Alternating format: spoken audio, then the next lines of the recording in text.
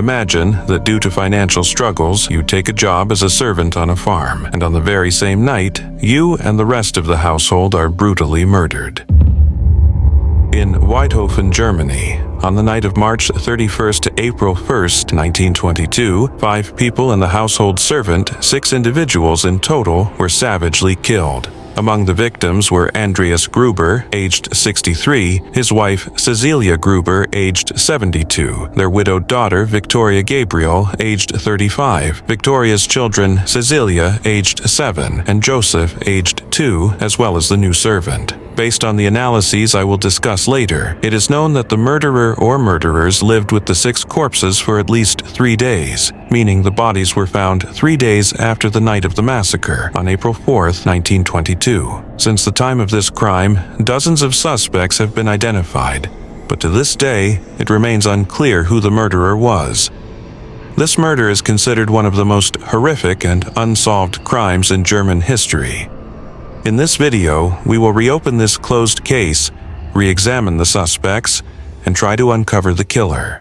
Sometime before the murders, strange events began occurring in the village of Hinterkaifeck. About 6 months before the murders, the farm's former servant had quit her job, explaining that she believed the house was haunted, and that she had heard strange noises and eerie movements in the attic. Among these oddities were a newspaper arriving from 70 kilometers away for no apparent reason, footprints leading from the forest to the farm's machine shed, and a broken door lock. Another point, which we will discuss later, was the sudden disappearance of the front door key. A few days before the murders, the family had heard footsteps in the attic, and although Andreas searched the farm, he found no one. They had told their neighbors in the village about these incidents, but the police were not informed. Before we get to the murders, there are some details you need to know. Victoria's husband was Karl, who was known to have been killed in France during World War I in 2014. Before Karl's death, the marriage between him and Victoria was not going well. It's difficult for me to bring this up, but since it's an important detail for the analysis, I must mention it. There was an incestuous relationship between Victoria and her father Andreas, and this relationship was known to many in the village. Before the murders, they were twice charged with incest and later acquitted. There was a theory that Andreas was the possible father of the 2-year-old Joseph, as Karl had died in 2014 and Joseph was born in 2020. This was a claim we will return to later. On March 31st, 1922, around noon, the new servant Maria arrived at the farm. Her sister had accompanied her to the farm, and after meeting the family, she left. On the night of March 31st, Andreas, Cecilia, Victoria, and her daughter Cecilia were taken to the barn one by one and brutally murdered. According to analyses, Victoria's daughter Cecilia was the last victim in the barn and had survived the other murders by 1 to 2 hours. She had not received a fatal blow to the head, but instead had her throat slit. Before she died, she had torn out some of her own hair, as if the killer had tried to rape her rather than kill her immediately. We will come back to this later. The killer then entered the house and killed the servant in her bedroom and the baby Joseph in his crib. Investigations revealed that the murder weapon was a mattock belonging to the farm, and everyone except Cecilia was killed with this tool. An important detail is that the killer or killers lived on the farm for 3 days, feeding the cattle and eating all the food in the kitchen. The day after the murder, 2 coffee sellers came to the farm, knocked on the door, but there was no answer. They knocked on the window, trying to see if anyone was there. It was strange that no one was home, as Victoria and Joseph were usually in the house. The only thing they noticed was that the door to the machine shed, which Andreas had noticed before the murder, was open. The sellers then left the farm. Up to this point, no one had noticed the absence of the Gruber family, but that night, something terrifying happened. At 11:30 p.m., Michael, one of the witnesses to the incident, was passing by the village on his way home. Suddenly, he noticed thick smoke and a light coming from the chimney. Later, he mentioned that the smoke emitted a terrible odor. Before Michael could understand what was happening, a man approached him with a lantern, shone it in his face, and then calmly turned around and walked back to the courtyard. This frightened Michael, and he quickly left.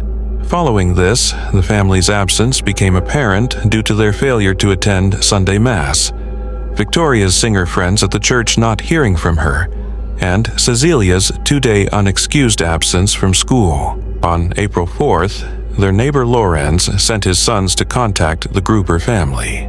The sons returned and told their father they had seen no one and hadn't even heard a sound except from the animals. Lorenz then decided to go to the farm with his friends Michael and Jakob.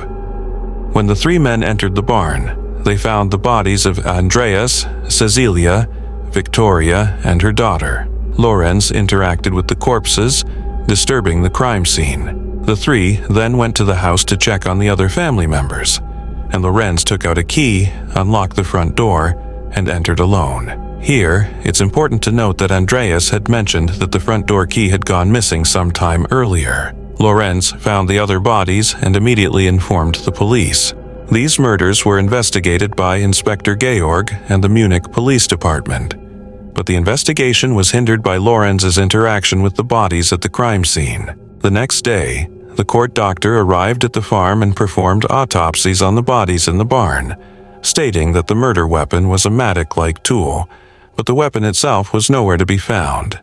Initially, the motive for the murders was suspected to be robbery, and itinerant traders, suspicious locals, and a few homeless people were questioned. Later, a large sum of money was found inside the house, ruling out robbery as the motive. This was not a murder resulting from theft.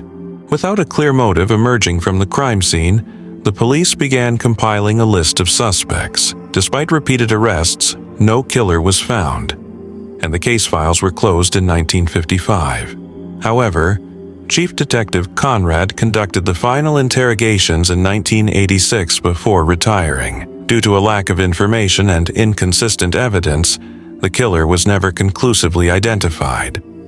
Now that we've analyzed the murder cases in depth, let's move on to our list of possible suspects. The first suspect is Carl Gabriel, Victoria's husband, whom I mentioned at the beginning of the video. Yes, this man was supposedly killed in the war 8 years earlier, but at the time, Carl's body was never found. And I brought up the incestuous relationship for this suspect. Carl was Victoria's husband, and although their marriage wasn't going well, Victoria's incestuous relationship was known even in neighboring villages. This led to the possibility that Carl had never died and had returned to the village to take revenge for the incest, faking his death to avoid being caught. When this possibility was explored, a few villagers claimed that after the news of Carl's death, he had come to the village but left immediately upon seeing that Victoria was pregnant, and the child wasn't his. It was a far-fetched theory, but the detectives were so desperate that they had to consider even the most unlikely possibilities. Although many saw this as just a theory, Victoria had given birth to Joseph in 2020, meaning Carl would have had to see her around 2019 to 2020, 6 years after his supposed death. The idea that he could have returned to the village and lived undetected for that long seemed utopian to some. However, after some investigation, Carl's death was officially confirmed by the Central Prosecutor's Office, and Carl was no longer a suspect. The second suspect is the prime suspect in this case and probably the suspect for everyone except me. For those who forgot, Lorenz was the one who moved the bodies, had the front door key, and entered the house alone. Yes, it sounds like an obvious suspect, but let's continue. Lorenz was interrogated due to these suspicious circumstances, and his statements made him even more suspicious. He had entered the house alone and without fear, but how did he know the killer had left? What if he had encountered the killer? Additionally, he knew some things that only the killer or killers could have known. For example, he mentioned that the perpetrator's attempt to bury the family's bodies in the barn was thwarted by the frozen ground. This statement was evidence that he had detailed knowledge of the conditions of the terrain at the time of the murder. First, let me dispel these suspicions and explain why Lorenz is innocent before moving on to my suspect. The first suspicion was why the killer had the front door key, and how he could enter the house alone and without fear. Lorenz explained that he had entered in a rush to see what had happened to the child, Joseph, and, in the heat of the moment, hadn't considered the possibility that the killer might still be inside. But wait a minute. Hadn't Lorenz's son already entered the house and informed his father? Actually, the Joseph Lorenz was referring to was the 2-year-old baby.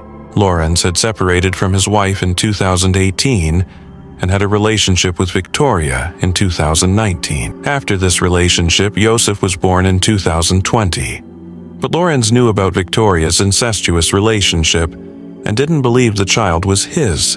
Later, he had reported Victoria and her father, getting them imprisoned twice, but then he accepted that the child was his and secured their acquittal. Therefore, his frantic entry into the house to see his son could be explained by this situation. It could also explain why he had the front door key, as Victoria and Joseph were often at home, and Lorenz might have given him a key to visit them. The second suspicion was his knowledge of the terrain conditions. Yes, he knew them because he lived near the village, and it was normal for him to know the conditions of the terrain on that day. There are many more reasons that exonerate Lorenz. For example, if Lorenz were the killer, he wouldn't have hidden the murder weapon inside the house because he had 4 days to destroy it. Additionally, the animals on the farm had been fed, and the food had been eaten. Lorenz couldn't have stayed on another farm for so long because he had his own children. Another reason is that Lorenz had asthma, which made him tire quickly and lose his breath. He was also physically weak and didn't have the strength to kill 6 people in a row. Yes, there are many more reasons why Lorenz wasn't the killer. So who was the real killer? Could it have been someone from within the family? Yes, Andreas Gruber, the farm's grandfather. Remember him? But how could this man be the killer? Andreas was known for his extreme aggression toward his children, wife, and even his neighbors. He was skilled with a scythe and mattock and had attacked people with them before. Andreas also abused children, beating them and starving them. In fact, one of his daughters, Sophie, had died due to this abuse. Remember Cecilia, the 7-year-old child who was the last to be killed and the only one not killed with the mattock? That's because Andreas wanted to rape the girl and didn't kill her immediately, though he could have done so with a single blow. Cecilia was terrified but didn't give up and, in her death throes, tore out her own hair. Cecilia was found in the barn, half naked and with torn clothes, which strongly suggested an attempted rape. The murder weapon was found exactly 1 year after the murders when the farm was demolished, as it had been very well hidden. Only someone who knew the house well and was part of the family could have known about the space above the kitchen, large enough to hide a mattock at least 80 centimeters long.